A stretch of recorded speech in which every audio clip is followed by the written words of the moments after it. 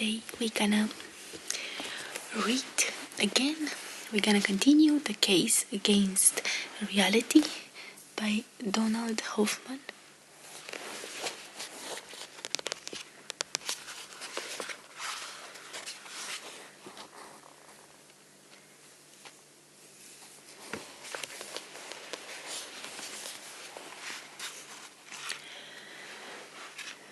The runner-up was what is the biological basis of consciousness? This is the question that the Helmholtz Club pursued. It is the mystery that researchers around the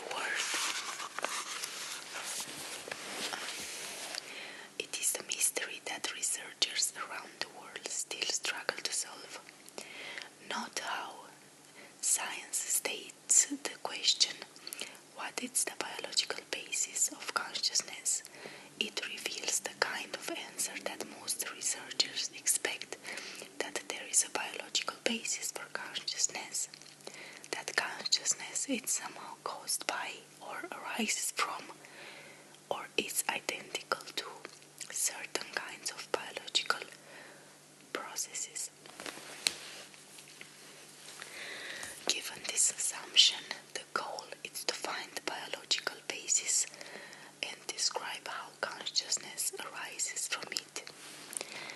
That there is a neural origin for consciousness, that the working hypothesis of Francis Crick, as he puts it, the astonishing hypothesis is that your joys and your sorrows, your memories and your ambitions, your sense of personal identity and free will are in fact no more than the behavior of a vast assembly of nerve cells and their associated molecules. You're nothing but a pack of neurons. That was the working hypothesis of the Helmholtz Club, and the reason that many of our invited speakers were, like Joe Bogan, experts in neuroscience. We sought clues that would lead us to the critical nerve cells and molecules that would crack the mystery of consciousness. Like paleontologists at a dig, we scored the research of our speakers, hoping to unearth insights that could explain why some physical systems are conscious and others are not.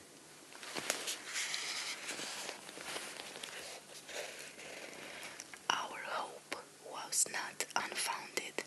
For centuries, biologists solved a mechanism that would explain why some physical systems are alive and others are not. But vitalists who hold that living organisms differ fundamentally from non-living things claimed that this quest would fail because they argued you cannot cook up life from the inanimate ingredients of the physical world. A special non-physical ingredient, an élan vital, is also required. Debate between vitalists and biologists persisted until the celebrated discovery in 1953 by James Watson and Francis Crick of the double helix of DNA, which proved the vitalists wrong. The structure, with its 4-letter code and pendant for replication, brilliantly solved the problem of cooking up life from purely physical ingredients. It allowed the young field of molecular biology to wed naturally with Darwin's theory of evolution by natural selection, granting us tools to understand the evolution of life. To decipher its haggard odyssey over billions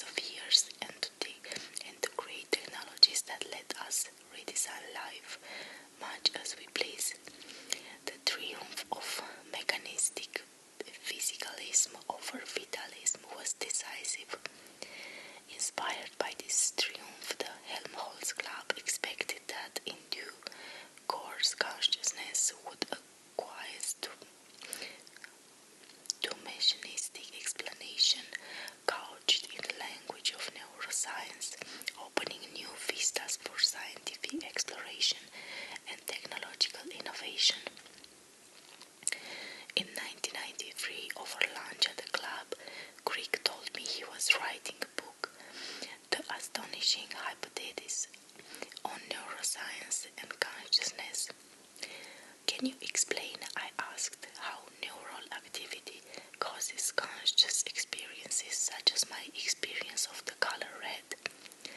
No, he said, if you could make up any biological effect you want. I persisted. Can you think of one that would let you solve this problem? No, he replied, but added that we must pursue research in neuroscience until some discovery reveals the solution. Crick was right, absent a mathematical proof to the contrary, and given the impressive precedent of DNA, it is sensible to search for a double helix in neuroscience, a key fact whose discovery unravels the mystery of consciousness. It might be that our conscious web of dreams, aspirations, fears, sense of self, and sense of free will is spun by packs of neurons via a remarkable mechanism that we don't foresee. Our failure to envision a mechanism does not preclude one. Perhaps we're not clever enough, and an experiment will teach us what we can't surmise from an armchair. After all, we invest in experiments because they often repay us in surprise. Consider, for instance, experiments on split brain patients conducted by the neurobiologist Roger Sperry. They reveal several surprises about human consciousness. In one experiment, a person stares at a small cross in the center of a screen. Then two words such as key, ring, flash on the screen for a tenth of a second, with key to the left of the cross and ring to the right, like this, key and ring.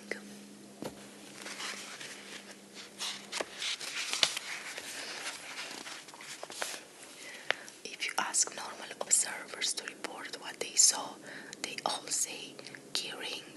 The task is easy. A tenth of a second is plenty of time to read the words. But if you ask split brain patients what they say ring.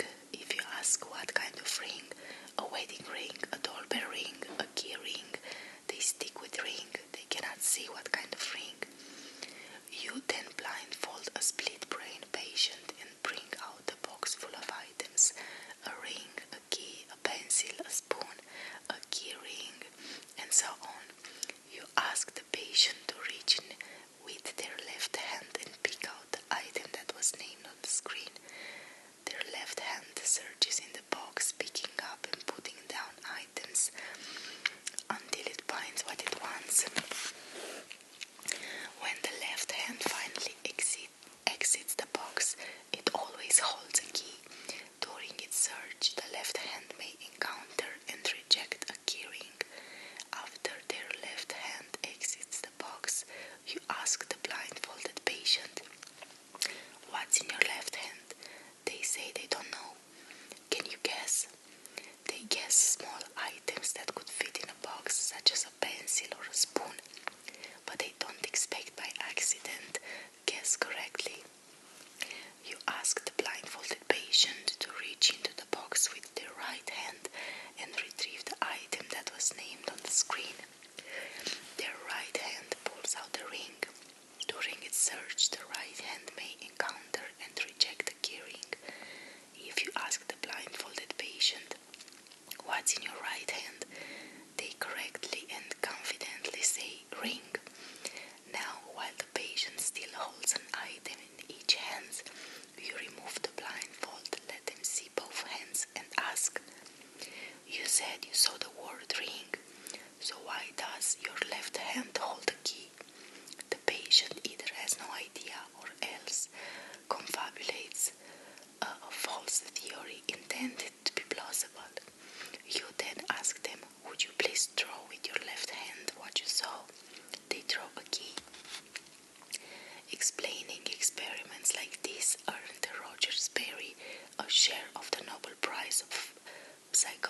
of Physiology and Medicine in 1981.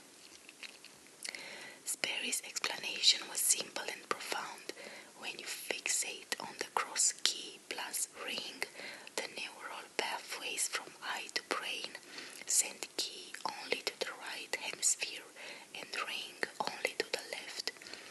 If the corpus callosum is intact, the right hemisphere then tells the left about key and the left tells the right about ring, so that the person sees key ring.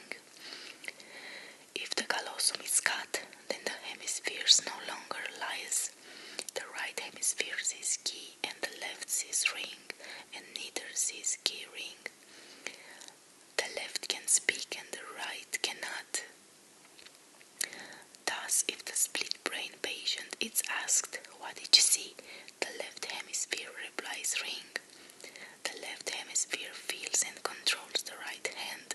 If the patient is asked, "Please pick out with your right hand what you saw," then the left hemisphere, guiding the right hand, picks what it saw, a ring.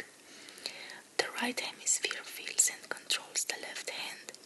If the patient is asked, "Please pick out with your left hand what you saw," then the right hemisphere, guiding the left hand, picks what it saw, a key. When asked, "What is in your left hand?" the patient cannot say, because only the right hemisphere knows and only the left hemisphere speaks. The astonishing hypothesis offers a cogent explanation.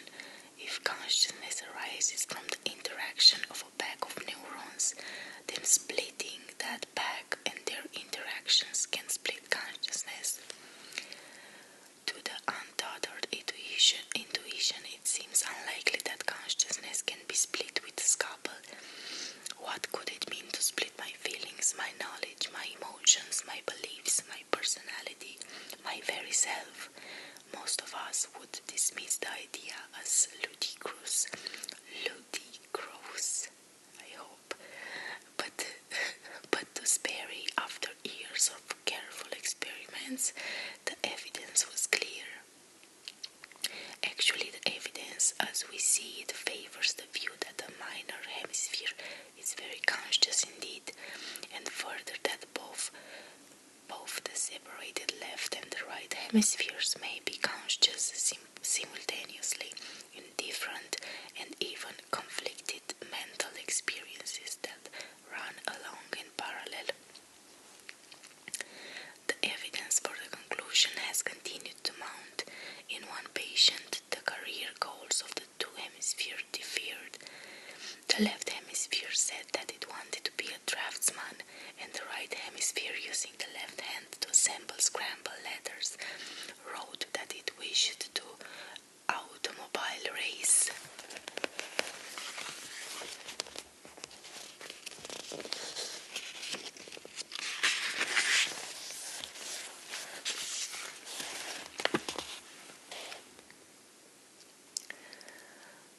The left hemisphere uses the right hand to button a shirt, while the right hemisphere uses the left hand to promptly unbutton it. The right hand lit a cigarette and the left put it out. Two persons with distinct likes and dislikes appear to reside and sometimes quarrel side by side inside one skull. Their differences can transcend the personal to the theological. In one patient studied by the neuroscientist V.S. Ramachandran, the pious after hemisphere believes in God, but the impious right does not. When the bell tolls and both hemisphere approaches the pearly gates, will Saint Peter need an assist from King Solomon, or was the grim solution of Solomon already applied by the scalpel of Bogan? Though questions for a future neurotheology. What kinds of creatures are we that our beliefs, desires, personalities, and perhaps the destinies of our souls can be split with a scalpel? Why are we conscious? What is consciousness? can neuroscience decipher the perennial mystery of human consciousness? The searchlight of science, which has revealed insights into the realm of the impersonal, black holes, bound quarks, slow tectonic plates, is now being directed towards what matters to us most: our deeply personal world of conscious beliefs, desires, emotions, and sensory experiences. Might we glimpse and even comprehend our very selves? That is an aspiration of the science of consciousness. Reaching this goal will require clever experiments and the soupçon of serendipity. Many experiments hunt for correlation between neural activity and consciousness, expecting that as the hunt succeeds, as the list of correlation grows, a critical discovery will solve the mystery of consciousness, just as the double helix solved the mystery of life. We know that specific activities of the brain correlate with specific conscious and unconscious mental states. As we have discussed, activity of the entire left hemisphere is surgically disconnected from the right, correlates with the repertoire of conscious states that is distinct from that of the right. But at finer levels of neural organization, we find a plethora of intriguing correlations. For instance, activity in area V4 of the temporal lobe correlates with conscious experiences of color. A stroke in V4 of the left hemisphere leads the patient to lose color in the right half of the visual world, a conscious known as hemiachromatopsia. If the patient stares says at the middle of a red apple, then the left half of the apple looks red and the right half looks grey. If instead a stroke damages area V4 in the right hemisphere, then the right half of the apple looks red and the left looks grey. A normal person can enter briefly into the color world of the hemiachromatopsic via transcranial magnetic stimulations, TSM. TSM is induced by a strong magnet placed near the scalp, whose magnetic fields is said either to enhance or impair activity in regions of the brain nearby. If TMS impairs activity of V4 in the left hemisphere, then as the person watches, color drains from the right half of the world. If they look directly at the red apple, the right half of the apple fades to grey. Turn off the TMS and red color seeps back into the right half of the apple. If TMS stimulates V4, then the person will hallucinate chromatophenies, colored rings and halos. Many TMS you can pour colors into consciousness or siphon them out of consciousness. Activity in a region of the brain called the postcentral gyrus correlates with conscious experiences of touch. The neurosurgeon Will Penfield reported in 1947 that stimulating this gyrus with an electrode in the left hemisphere prompted his patient to report conscious experiences of touch on the right side of the body.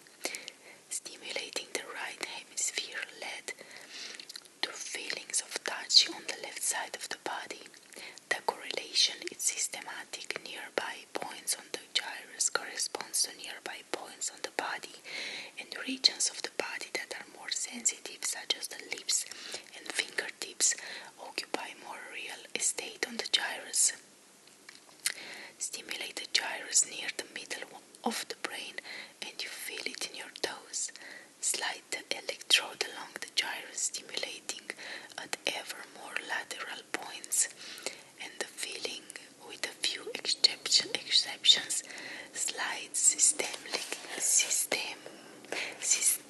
physically, up the body. The exceptions are interesting.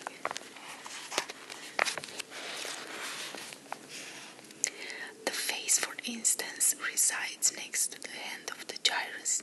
The toes are next to the genitals, a fact perhaps relevant for foot fetishes, as V.S. has suggested. That is interesting. Many experiments today continue the hunt for neural correlates of consciousness. This hunt is aided by a variety of technologies for measuring neural activity. For instance, functional magnetic resonance imaging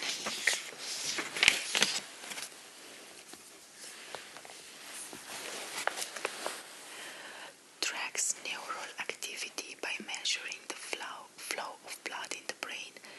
Neural activity, like muscle activity, requires a greater flow of blood to supply the extra energy and oxygen that are required. Electroencephalogy, using electrode glued to the scalp, tracks neural activity by measuring tiny fluctuations of voltage that it generates. Magnetoencephalography tracks neural activity by measuring tiny fluctuations of magnetic fields. Microelectrodes can record the individual signals called spikes or actions potentials of single neurons and small groups of neurons. Optogenetics uses colored lights to control and monitor the activity of neurons that have been genetically engineered to respond to specific colors. The strategy of hunting for NCCs makes sense if we want a theory that links neurons and consciousness and we have no plausible ideas. Then we can start by looking for correlations between them. Inspecting these correlations, we might discover a pattern that turns on a conceptual light bulb. The path from correlation to causation, to be sure, is fraught with pitfalls. If a crowd forms at a train platform, then often a train soon arrives. But crowds don't impel trains to roll in. Something else, a train schedule, creates the correlation between crowd and trains. NCCs are key data for a theory of consciousness. Such a theory must perform two tasks. It must delineate the boundary between the conscious and unconscious, and it must explain the provenance and rich variety of our experiences. The taste of a lemon, the fear of spiders, the joy of discovery. For the simpler task of demarcating the conscious and unconscious, we want to know how brain activity differs in the two cases. Here we have interesting data. For instance, in normal consciousness, neural activity is neither random nor too stable, but strikes a critical balance between the two, like a seasoned hiker that neither flits about nor loafs in one place, but intelligently explores the terrain. For the complex case of specific experiences of tasting chocolate or fearing spiders, we want to find tight correlation between neural activity and age experiences. But what is tight? That's not easy to nail down. Many researchers assume that it's the minimal neural activity that, under the right conditions, is sufficient to make the experience happen. They search for this minimal activity by contrastive analysis, comparing how neural activity changes when an experience changes. For instance, if you view the Necker cube shown in figure 1, you can have two different experiences. In one, face A is in front, and in the other, face B. As you view the middle cube, you probably flip between the two experiences. A change in your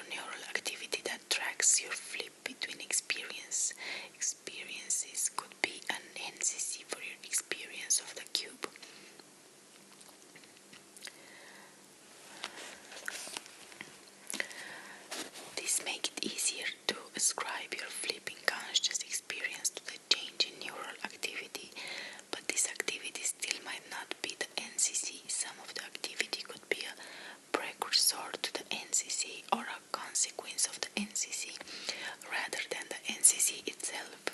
Careful experiments are required to tease these possibilities apart. NCCs are important for theory and also for practice. Arachnophobia, an excessive fear of spiders, is correlated with activity in the amygdala. Triggering this fear and its NCC in the amygdala allows both to be erased. Meryl Kidd, a psychotherapist in the Netherlands, cures arachnophobia by asking the arachnophobe first to touch a live tarantula, thus activating the phobia and its NCC. She then asks the patient to take a 4 milligram pill of propranolol, a B-adrenergic blocker that disrupts the NCC from being stored back into memory. When the patient returns the next day, the phobia is gone. This therapy holds promises for other phobias and for post-traumatic stress disorder.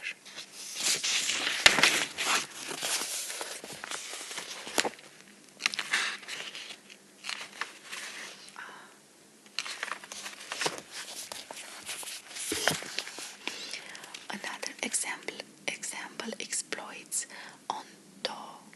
optogenetics, a biological technique that uses light to control neurons that have been genetically altered. With optogenetics, it's now possible to turn on an NCC for a positive feeling at the flip of a switch, and then just as quickly to turn it off. Christine Denny at Columbia University has pulled off this remarkable feat using mice genetically engineered with a gene from an algae that codes for a light-sensitive protein. In nature, the algae use this protein to respond intelligently to light. In the engineered mouse, the gene hides silently unexpressed until the drug tamoxifen is injected. Then, for a brief time, any neurons that happen to become electrically excited will activate the gene and insert the protein into their membranes.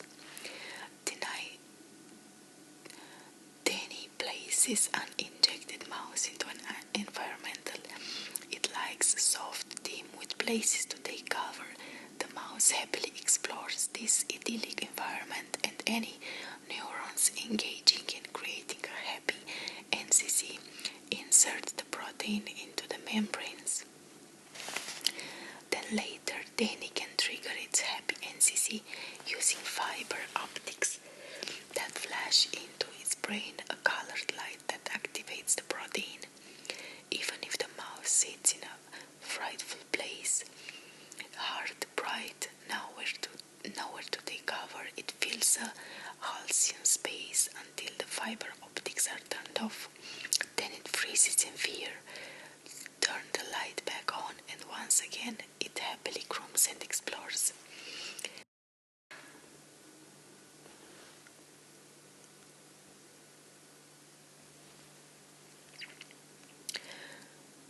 These are impressive applications of NCC. Equally impressive is our utter failure to understand the relation between NCCs and consciousness. We have no scientific theories that explain how brain activity or computer activity or any other kind of physical activity could cause or be or somehow give rise to conscious experience. We don't have even one idea that's remotely plausible. If we consider not just brain activity but also the complex interactions among brains, bodies and the environment, we will strike out. We are stuck. Our utter failure leads some to call this the hard problem of consciousness, or simply a mystery.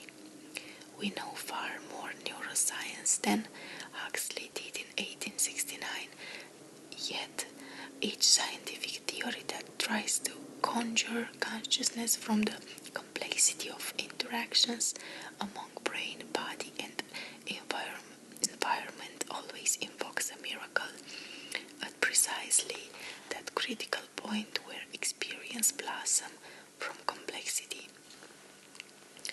The theories are Rob Goldberg devices that lack